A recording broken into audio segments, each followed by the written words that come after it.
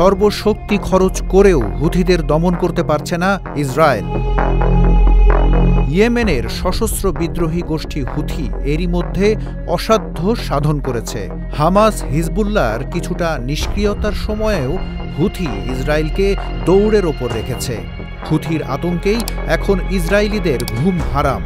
প্রতিনিয়ত Tel Aviv সহ আশেপাশের এলাকার সতর্কতা সাইরেনগুলোকে সজাগ থাকতে হচ্ছে হুথির ক্ষেপণাস্ত্রের অপেক্ষায়। এবার একযোগে হিজবুল্লাহ, হামাস আর হুথি দমনের মিশনে নেমেছে ইসরায়েল।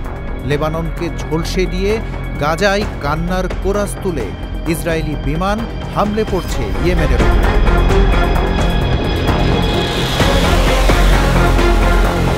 গাজার মতোই ইয়েমেনেও ইসরায়েল একই পথে হাঁটছে। তেল আবিবের প্রধান লক্ষ্য ইয়েমেনের সরবরাহ চেইন ভেঙে দেয়া, যাতে অস্ত্র থেকে খাদ্যের মতো প্রয়োজনীয় রসদের অভাবে পড়ে হুথি। বর্তমানে হুথির অস্ত্রাগার আর ইয়েমেনের বিমান ও সমুদ্র বন্দরগুলোই ইসরায়েলি হামলার প্রধানতম লক্ষ্যবস্তু। ইসরায়েলি প্রধানমন্ত্রী বেনিয়ামিন নেতানিয়াহু আগেই ঘোষণা করেছিলেন হুথিকে তাদের কর্মফল ভোগ করতে হবে। তার ইঙ্গিত এবার পুরো দমে চলবে ইসরায়েলের হুথি বিরোধী অভিযান। ইসরায়েলের আরেক মন্ত্রীও দিয়েছেন ভয়াবহ ঘোষণা। তিনি বলেছেন, এবার হুথি নেতাদেরও খুঁজে খুঁজে বের করে শিকারে পরিণত করা হবে। কাউকেই আর কোনো রকম দয়া দেখানো হবে না। এর আগে যথাক্রমে দুই হামাস প্রধান ইসমাইল হানিয়া ও ইয়াহিয়া সিনওয়ারকেও হত্যা করেছে ইসরায়েল। রক্ষা পায়নি হিজবুল্লাহর নেতা হাসান নাসরুল্লাহ ও নাইম কাশেমও। ঘোষণার পরই মিত্র যুক্তরাষ্ট্র ও যুক্তরাজ্যকে নিয়ে ইয়েমেনে হামলা শুরু করেছে ইসরায়েল।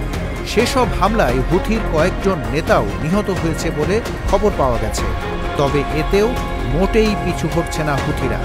উল্টো একের পর এক হামলায় ইসরায়েলকে বেসামাল করে তুলছে।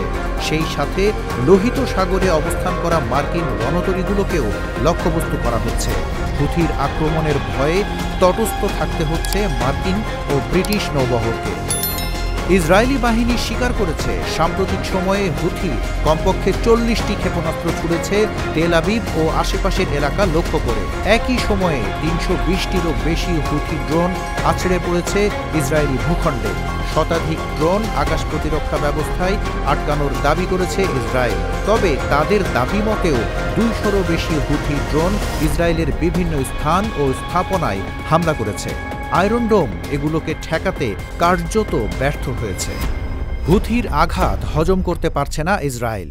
একদিকে আতঙ্ক আর অন্যদিকে অপমান নিয়েই দিন কাটছে নেতানিয়াহু প্রশাসনের। এর কারণেই হয়তো কৌশল বদলেছে ইসরায়েল। এবার তারা পথের কাঁটা হুথির শেকড় উপড়ে ফেলতে মনোযোগী। তবে সেই মিশনেও আপাতত সফলতা নেই। কৌশলী হুথি ইসরায়েলের দুর্বল পয়েন্ট বের করে নিয়মিত হামলা চালিয়ে যাচ্ছে। হুথি ঘোষণা দিয়েছে, অবরুদ্ধ গাজা উপত্যকা মুক্ত না হওয়া পর্যন্ত তারা ইসরায়েলি ভূখণ্ড জুড়ে হামলা অব্যাহত রাখবে। ইসরায়েলকে তারা কোনো ছাড় দেবে না। 2023 সালের অক্টোবর মাস থেকে ইসরায়েল বিরোধী অভিযান শুরু করেছে হুথি। তাদের আক্রমণে প্রায় 2 বছর ধরে লোহিত সাগর থেকে শুরু করে ভূমধ্য সাগর পর্যন্ত নাকানি চুবানি খেয়ে চলেছে ইসরায়েল ও তার মিত্ররা। হুথির আক্রমণে ইসরায়েলে বিদেশি জাহাজের আনাগোনা উল্লেখযোগ্য পরিমাণ কমে গেছে। ইসরায়েলি অর্থনীতি খেয়েছে বড় ধাক্কা। তারপরও সরাসরি ইসরায়েলি বন্দর ও সামরিক স্থাপনাগুলোকে আক্রমণের লক্ষ্যবস্তু করে হুথি।